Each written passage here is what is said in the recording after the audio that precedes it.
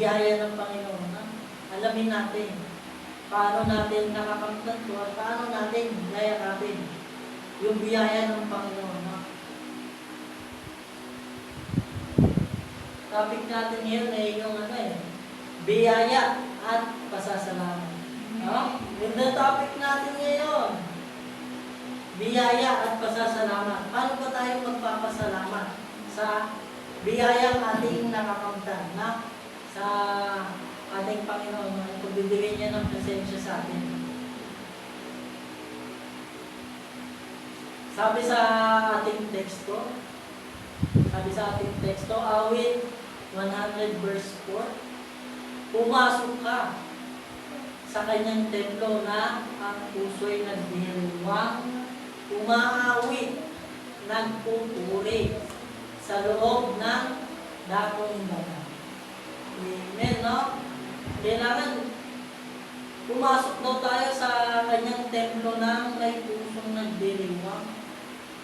No? Para makapagpasalamat tayo sa biyaya niya, kailangan pumasok tayo sa kanyang templo, no? Sa templo kung saan tayo pwedeng magpuri sa kanya. Kagaya nitong bahay, sambahan natin, no? Sa kanya. Pumasok daw tayo para tayo makapagpasalamat at magpuri. No? Sabi, umawit, magpuri, na purihin ang ngalan niya at siya'y pasalamat. Purihin daw natin yung pangalan niya at siya'y pasalamatan sa biyayang kanyang binibigay sa atin. Amen, no?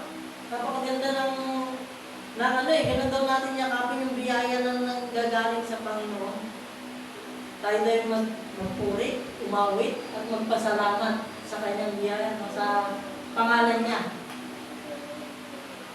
Sabi sa ating introduction, sa mundo ngayon, madalas nating makalimutan ang pagpapasalamat dahil sa mga problema at pagsubok. Di ba? Totoo eh.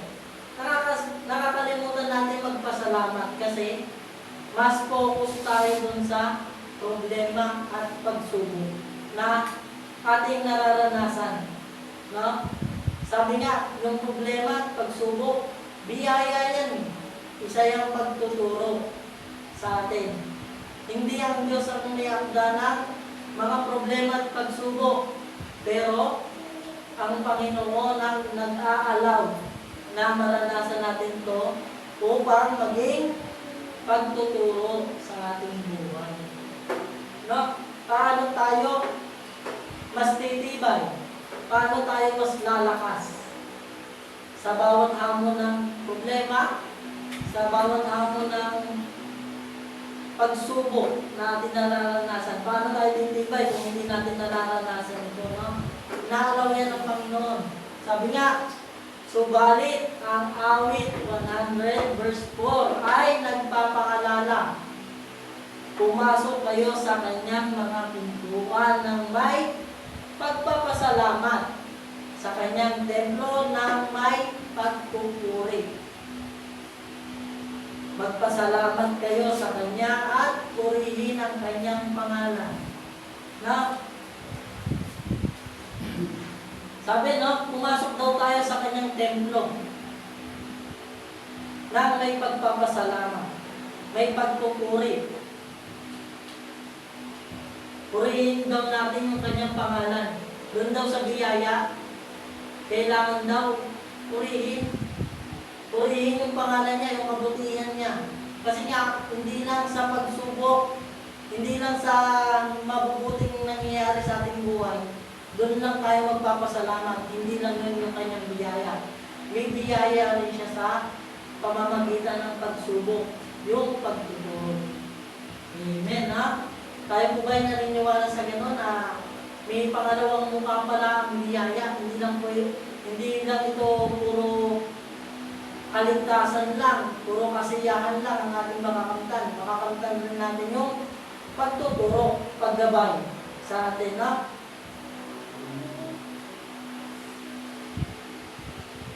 Sabi sa ating functional question, bakit dapat tayong magpasalamat sa Diyos sa gitna ng kanyang biyaya. Bakit daw? Mga kapatid, isipan natin. Bakit daw tayo kailangan magpasalamat sa gitna ng biyaya na binibigay sa atin ng Panginoon? Isipin daw natin, sabi dyan sa unang puntos natin, ang biyaya ng Diyos ang dahilan ng ating pagpapasalamat. Amen, no? Yung biyaya daw ay dahilan daw upang tayo magpasalamat. Dahil daw sa biyaya, kaya tayo magpapasalamat. Na? Kasi pag may natatanggap tayong biyaya, ang lagi naman natin ginagawa, kailangan lagi magpapasalamat tayo, no? Kasi hindi naman tayo karapat-dapat makatanggap ng biyaya, pero ibinigay niya yung biyaya. Kaya dapat tayo ay magpasalamat. No? Pasalamat tayo sa Panginoon. Kahit ito ba ay pagsubok, pagtuturo sa atin kung ano yung ating dapat na laman sa ganung sitwasyon. No? Hanapin natin yung presensya ng Panginoon upang pag nakita natin ito, tayo magpasalamat sa Kanya at naranasan natin ito at tayo'y natutong sa mga pagsubok na yan. No? Sabi, ang biyaya o grace ng Diyos ang siyang nagbibigay sa atin ng lahat mula sa kaligtasan hanggang sa pang-araw-araw na pag-asa. No? Yung biyaya daw ay nagbibigay sa atin ng lahat. Ibig sabihin, maging sa biyaya yung ating kagalakan, maging sa pagtuturo, lahat daw ay binibigay ng biyaya. Sabi nga, no, yung ating mga nakalaang topic, ang biyaya ay nagbibigay ng gabay, nagtuturo upang hindi na tayo bumalik sa kamalian, no, na ating naranasan. Upang ang kaligtasan ay hindi na natin muling mabitawan, no? Kasi nasa atin yung biyaya. Tuturuan na tayo. Lahat ay nandun. Sabi nga, ang biyaya ay all-in-one. Lahat ng gusto mong malaman, lahat ng gusto mong maramdaman ay nandito na. May pagtuturo na, no? May paggabay na. At may pag-asa sa pang-araw-araw nating pamumuhay, no? Hindi tayo mawawala ng pag-asa. Dahil kay Kristo, no? Siya lang yung daan niya. Siya lang yung daan upang tayo maligtas. May pag-asa siyang laging ibinibigay sa atin. Amen, no? Naniniwala ba tayo doon, mga kapatid? Amen. Amen, no? Sabi sa Santiago 1 verse 17, ang bawat mabuting kaloob at ang bawat perpektong regalo ay mula sa itaas. Nagmumula sa Ama na lumikha ng mga tanglaw sa kalangitan. Hindi siya nagbabago o nagdudulot ng bahagyang dilim dahil sa pagbabago. Amen, no? Ang lahat ng perfectong mangyayari dito sa ating buhay ay galing daw sa ating Panginoon sa langit, no? Sa ating Panginoong Ama, no? Na ng perfecto na nangyayari dito sa mundo ay galing sa ating Panginoon. Kanya itong biyaya. Bagamat, hindi daw siya nagdudulot ng kadiliman, kahit kaunting kadiliman sa ating buhay, sapagkat siya ay nagbibigay ng pag-asa. Na? Siya ay nagbibigay ng liwanag sa gitna ng kadiliman. Kaya kung nararanasan natin yung kanyang biyaya, hindi siya magdudulot ng kadiliman sa ating buhay. Makikita natin yung presensya doon sa mga pagsubok. Hindi tayo malulubog sa mga pagsubok. Kasi may pag-asa siyang binibigay na hindi lang puro pagtuturo, hindi lang puro problema ang binibigay niya tayo ng pag-asa. Doon sa mga problema, binibigyan niya tayo ng solusyon. Dapat lang malaman natin yung presensya niya doon sa pagtuturo sa mga problema at pagsubok para malaman natin kung ano yung pag-asa kanyang binibigay at maunawaan natin yung pagtuturo niya. At hindi na ito ay mauulit pa sa atin. Sapagkat kung ating nalalaman ang kahulugan ng kanyang pagtuturo, hindi na ito muling mangyayari ang pagsubok na ito. Hindi na pabalik-balik sa buhay natin. Minsan, pabalik-balik lang ito kasi hindi natin na naunawaan yung pagtuturo. Kaya pag nalaman natin yung pagtuturo, may pag-asa sa gitna ng kadiliman. Amen, ha? Iniwala ba tayo mga kapatid na may pag-asa? Amen, no? Sabi sa ating sa ating paglalarawan, no? Tulad ng isang batang walang kakayahang bumili ng laruan, ngunit binigyan ng magulang. Ha? Yung mga bata, wala namang kakayahan niyang bumili ng laruan eh. No? Pero nalalaman ng ating mga magulang na kailangan nila to para sa kanilang kasayahan, no? Nalalaman nila, siyempre, yung mga bata, pag binigyan niya ng laruan, talagang ang saya-saya niyan. Nagpapasalamat yan talaga sa mga magulang nila, no? Andiyan yung nakangako pa sila na, sige na, ako na maghuhugas nito, kasi ginagawa ako na maglilinis, maglilipit, no? May mga pangako pa sila kaunay ng kanilang natanggap na biyaya Di ba? Sa atin daw, sabi, ang biyaya ay hindi natin karapat-dapat, ngunit ito ay kusang ibinigay ng Diyos. Ano daw yung hindi daw natin karapat-dapat? Yung biyaya, no? Pero kusang ito ibinigay ng ating Panginoon naman, no? Yung kaligtasan. Yung biyaya, si Kristo Jesus, no? Kasi hindi natin dapat na makuha ito kasi ang dami natin hindi lang mga kasalanan, no? Hindi daw tayo dapat na maligtas. Pero kung saan yung ibinigay daw yung biyaya, yung kaligtasan na nanggagaling kay Jesus, no? Na dahil kay Jesus, dahil siya ay napako na bayubay sa krus, pinagbayaran niya yung ating mga kasalanan, nagkaroon tayo ng biyaya ng kaligtasan. Bayad na lahat ng ating mga kasalanan na nagawa. At siya ay nagtuturo, yung biyaya, si Jesus, siya ay nagtuturo na huwag na muling bumalik sa kasalanan. No? Huwag tayong magpa-apekto sa ating mga nararamdaman. Ang isipin lang lagi natin yung plano ng ating Panginoon. No? Huwag tayong magpa-apekto kung anong nangyayari sa ating paligid. Lagi lang tayo dumepende sa plano ng Panginoon. Hindi ba porket may pagsubok, may pagtuturo, tayo yung pinabayaan, hindi gano'n. May mas mabuting planong Panginoon, no? Ibig sabihin, kung hindi pa sila malalim ngayon, dahil sa pagtuturong ito, ipapakita ng Panginoon yung presensya niya. Sa susunod, lagi mo silang pinagdadasal, mas lalalim pa sila, no?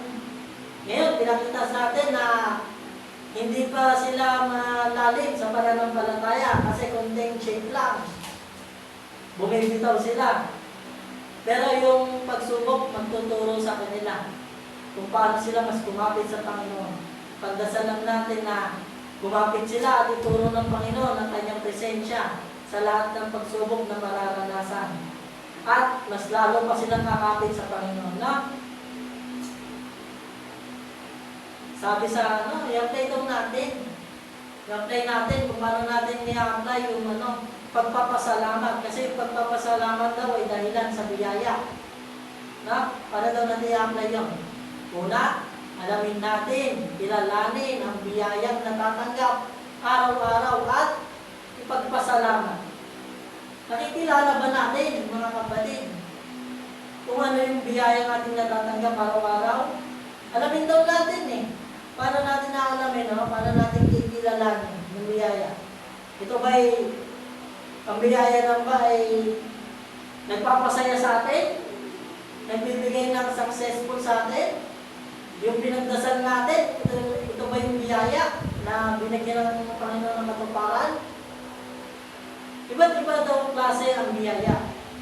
Sabi nga nila, yung biyaya, minsan pagtuturo. Hindi ka lang laging masaya. Minsan sa kalungkutan may biyaya. May natututunan tayo sa lahat daw ng bagay. Kasi ang biyaya ay all in one. Hindi lang laging masaya. Hindi lang laging pagsubok ang nararanasan natin. Ang biyaya ay nagpapatatag sa atin. Nagbibigay ng pag-asa sa pang-araw-araw. Kaya marapat lang tayo magpasalamat. Kasi ang biyaya ay dahilan para magpasalamat tayo. Amen. Naniniwala tayo doon, mga kapatid? Amen. Sabi, Bakit? Dapat tayong magpasalamat sa Diyos sa gitna ng biyaya. Sabi nga, no, kanina, dahil daw yung biyaya ay dahilan ng pagpapasalamat. No? Kaya dapat tayo magpasalamat sa biyaya kasi ito yung dahilan ng pagpapasalamat natin. Sabi sa pangalawa, bakit daw? Ang pagpapasalamat ay pagkilala sa kanyang kabutihan. Amen, no? Ang pagpapasalamat daw, ibig sabihin, pagkilala sa ating Panginoon, sa kanyang kabutihan ginagawa dito sa ating buhay, no? Kaya kailangan daw tayo magpasalamat kasi ito ay pagkilala sa kabutihan ng ating Panginoon sa ating buhay, no? Kaya niya binigay yung biyaya. Sabi, ang pagpapasalamat ay hindi lamang tungkol sa mga bagay na naganap, kundi pagkilala sa karakter ng Diyos bilang mabuti at mapagkakatiwalaan. Amen, no? Kasi tayo, kung tayo may pagtitiwala sa ating Panginoon, meron tayong pag-asa kanyang binibigyan. Na? Sa lahat ng pagsubok, pagkatiwala natin ang ating Panginoon at yung pag-asa ay kanyang ibibigay. Amen, no? Sa pagpapasalamat daw sa biyaya, hindi lamang tungkol sa bagay na natanggap natin. Hindi lang doon sa mga natanggap natin na personal, na yung plano mo na pinagdasal sa Kanya ay natupad, natanggap natin. Hindi lang daw dahil doon tayo magpapasalamat. Dahil ang Panginoon ay mabuti. Makilala natin yung karakter niya, kaya tayo magpasalamat kasi binigay niya yung ating panalangin. No? Dahil siya ay mabuti at mapagkakatiwalaan. Nagbibigay ng pag-asa sa atin sa gitna ng mga pagsubok. Amen, no? Sabi sa Thessalonica verse 5, chapter 5 verse 18, pagpasalamat kayo sa lahat ng pagkakataon, sapagkat ito ang kalooban ng Diyos para sa inyong pakikipag-isa kay Kristo. No? Nandun niya sa worship natin kanina eh. Magpasalamat, no? Yung salamat kanina, no? Sa Panginoon, no? Magpasalamat daw tayo sa lahat ng pagkakataon. No? Hindi lang sa mga pinagdasal natin na ibinigay niya. Sa lahat daw. Kahit hindi pa natin hinihingi, pagpasalamat natin sa Panginoon. Kasi yung kalooban ng Diyos ay para daw sa ating pakikipag-isa kay Kristo. No? Kung tayo nakikipag-isa kay Kristo Jesus, tatanggap natin yung biyaya, magkakaroon tayo ng pag-asa. Hindi lang doon sa plano natin, no? Kasi yung plano natin, kala natin yun ay maganda eh. Pero minsan may plano yung Panginoon, mas maganda doon. Kaya hindi yun natutupad, na? Yung plano natin hindi natutupad kasi may plano yung Panginoon na mas maganda doon. Kaya minsan kung tayo magtiwala sa plano natin, pagtiwala tayo sa plano ng Panginoon, hingin natin ito. Kasi pag ito hiningin natin, yung plano ng Panginoon, hindi lang para sa ating ibibigay niya, para sa ating buong pamilya. Minsan yung hinihingi mo para sa iyo lang, para sa Kanya lang. Pero yung plano ng Panginoon para sa ating lahat. Na? Yung biyaya niya para sa ating lahat. Sabi sa ating illustration, no? Isang magsasakang nagpapasalamat sa ulan. Kahit na ito ay nagdudulot ng putik sa kanyang sapatos. No? Ang pagkilala sa kabutihan ng Diyos ay hindi nakadepende sa mga plano mo na natupad. Ngunit, kundi sa plano mo na ipinaubaya sa mas magandang plano ng Panginoon para sa iyo. Amen, no? Sabi nga, yung magsasaka daw, no? Pinanalangin niya na umulan para dun sa kanyang mga pananim. Pero ito'y tinupad ng Panginoon, hindi lang dahil dun sa panalangin niya. Kasi yung ulan, hindi lang para sa mga halaman niyang itinanim. Ibinigay ng Panginoon yung ulan para sa lahat na nangangailangan. No? Ultimo sa mga puno na nalalanta na, no? Hindi lang sa mga halaman kanyang itinanim. Para sa mga puno na kanyang pinatubo. Kaya minsan, sabi, kahit dun sa plano natin, may plano yung Panginoon na mas maganda sa plano natin. Kaya niya ibinigay yung plano mo kasi para ikay makatulong sa iba. Amen, no? Kaya kanya ginawang karapat dapat para sa pagkilala niya, ikay naging mabuti, maging mapagbigay kasi nga ginawa kanya para sa pagbibigay sa iba. No? Kung ikaw ginawa niya maging mabuti, nagbibigay sa iyong kapwa, hindi lang para sa iyo yun. Para rin sa mga kapwa mo na nakapaligid sa iyo. No? Dahil doon may dadaloy ng Panginoon ng kanyang biyaya. Dadaloy niya sa iyo, mapapapunta sa mga kapwa mo, no? Na nangangailangan. Hindi lang para sa iyo, kaya kanya pinayaman, para lang ba sa iyo? Hindi doon. Para rin to sa kapwa mo. Kasi alam niya, tutulong ka para makapagbigay sa kapwa mo. Amen, no? Nakuha natin, no? Kung plano natin, minsan tinutupad yan, hindi lang para sa atin, kundi para rin sa iba na makatulong tayo, no? Amen. Sabi sa paano natin may apply dito sa ating buhay? Sabi, mag-practice daw tayo ng gratitude, yung pagpapasalamat sa Diyos. Araw-araw, no? Mag-practice tayo ng pagpapasalamat araw-araw. Hindi lang ngayon. Hindi lang sa susunod na linggo. Araw-araw daw tayo magpasalamat. Kasi kahit hindi na ayon sa iyong mga plano, ang mga pangyayari, ito ay tutuparin ng Panginoon. Na, sapagkat alam niya yung plano mo ay makakatulong din sa iba. Amen, no? Sabi, bakit daw tayo dapat magpasalamat? Sa biyaya na kanyang binigay. Una, dahil ang biyaya ay dahilan ng pagpapasalamat. Pangalawa, ang pagpapasalamat ay pagkilala sa kanyang kabutihan. No? Nagpapasalamat tayo hindi lang sa binigay niya, kundi sa plano niya sa atin na mas magandang bagay. Pangatlo, namin natin yung pangatlo, no? Sabi sa pangatlo, ang papuri ay pagtugon sa kanyang biyaya. No? Paano daw tayo nagpapasalamat sa kanyang biyaya? Paano daw natin tutugunin yung pagpapasalamat sa kanyang biyaya? Magpuri daw tayo sa kanyang pangalan. Amen. No? Sabi sa ating paliwanag, kapag tayo nagpapasalamat, natural na tayo pupuri sa kanyang pangalan. Ang papuri ay hindi ritual, mga kapatid, kundi pagpapahayag ng pag-ibig sa Diyos. Amen? O, naniniwala ba tayo na ang papuri ay hindi ritual? Ito ay pagpapahayag ng ating pag-ibig sa Diyos. Minsan, no, sa ating mga Kristiyano, paano tayo nagpupuri sa Diyos? Na, dito sa simbahan, paano daw tayo nagpupuri? Sipin natin, no? Tayo ay kumakanta, no?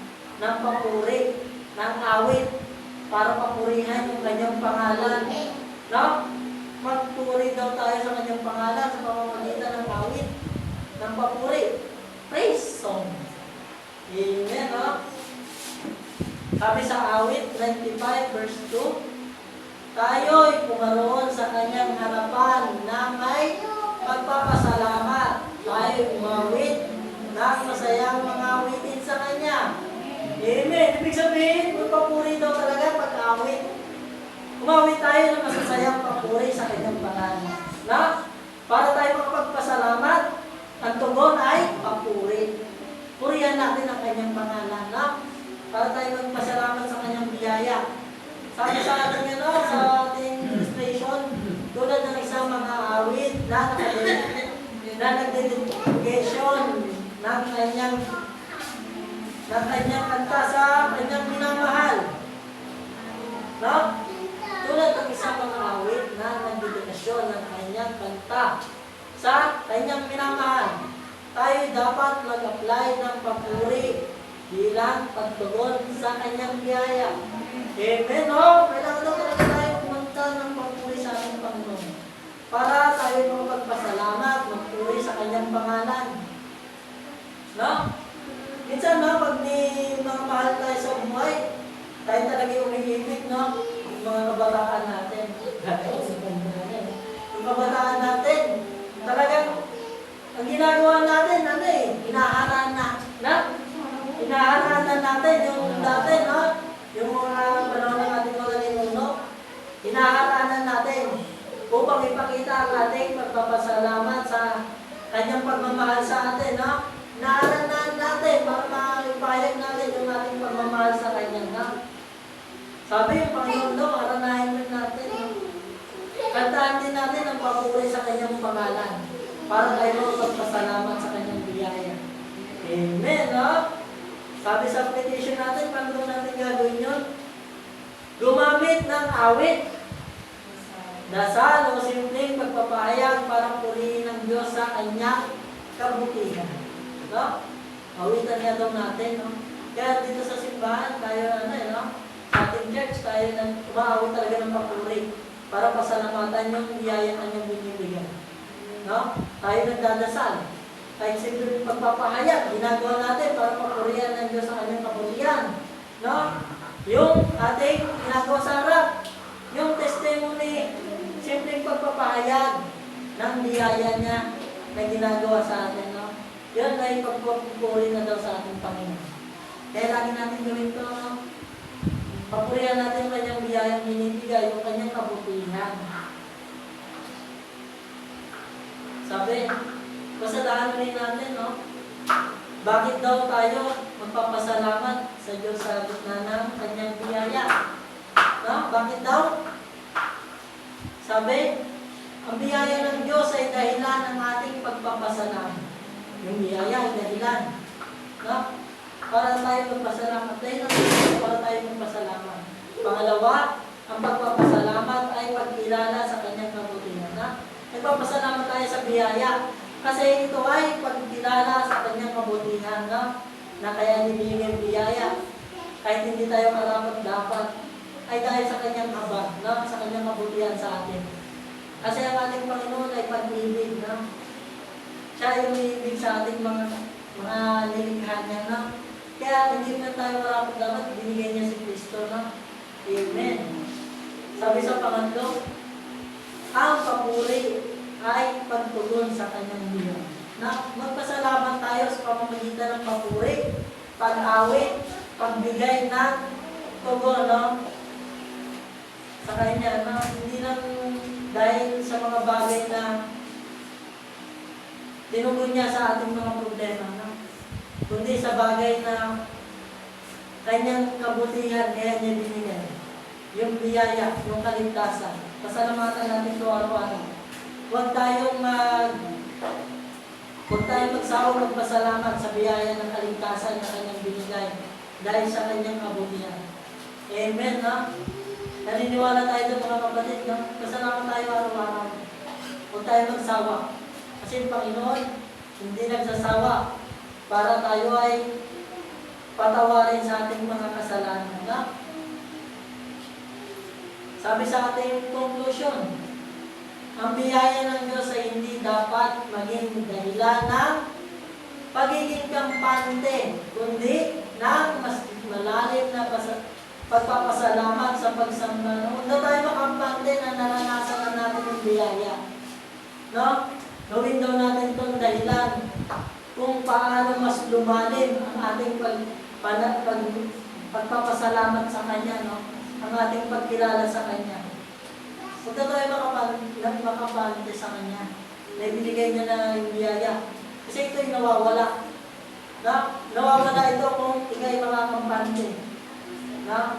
Mas lalo daw natin palalimin yung pagkilala sa Kanya. Sa pagsamba. Sambay natin siya araw-araw. Pasalamat tayo. Huwag tayo makampante para yung biyaya hindi mawala. Amen. Sabi, ang pagpapasalamat ay hindi lang emosyon. Ito ay lifestyle ng isang tao nakakakilala sa Diyos na mayaman sa biyaya. No? Kung ikaw mayaman sa biyaya, dapat lifestyle mo na yung pagpapasalamat. Kasi nga, lagi kang may biyaya, lagi kang nagpapasalamat. Amen, no? Kung kayo lagi nakakaranas ng biyaya, dapat lagi kang nagpapasalamat. Amen. Sabi sa halip na magreklamo ka sa pagsubok, piliin natin mabuhay sa biyaya at pasasalamat. Amen, no? Pag natutunan daw natin yung pagsubok, ay kailangan natin ipagpasalamat. Mabubuhay tayo sa biyaya, sa pag-asa. No? Yung tingin na daw natin sa pagsubok ay biyaya. Lagi daw natin itong pinagpapasalamat. Lagi tayong natututo sa pagsubok. Hindi na daw tayo malulugmo. Amen, no? Huwag na tayo magreklamo sa pagsubok. Tingnan daw natin ito na biyaya. Upang tayo magpasalamat. Kasi nga, sabi doon, yung biyaya daw ay dapat ito ay dahilan ng pasasalamat. Yung pagsubok, isipin natin, biyaya yun. Kaya, wala pa lang na tayo magpasalamat. Amen, ha? Tayo magpasalamat sa ating Panginoon at tayo manalangin para sa ating pakinggan. Lord God, maraming salamat po, Panginoon, sa biyaya na aming pinagpapasalamat sa araw-araw na iyong binigay sa aming buhay. Na ang problema at pagsubok ay tignan namin bilang biyaya at amin itong pagpasalamat sa pamamagitan ng pagtugon at papuri ng awit ng mga praise song sa iyo, Panginoon, sa iyong kabutihan. Tignan namin ito ng pagpapasalamat sa iyong kabutihan. Panginoon, lahat ng pagsubok ay aming malalagpasan sapagkat iyan nagbibigay ng biyaya, pag-asa, pagtuturo, Panginoon, sa aming buhay. Panginoon, ito po ay aming maisabuhay sa pang-araw-araw namin at kami po ay hindi malugmok sa problema. Pagkos, tignan namin ito ng biyaya at pinagpapasalamat sa pang-araw-araw. At aming nakuha na ang iyong biyaya na pagtuturo sa lahat, Panginoon, sa iyong presensya. Ito po ang aming samot dalangin sa pangalan ni Jesus. Amen.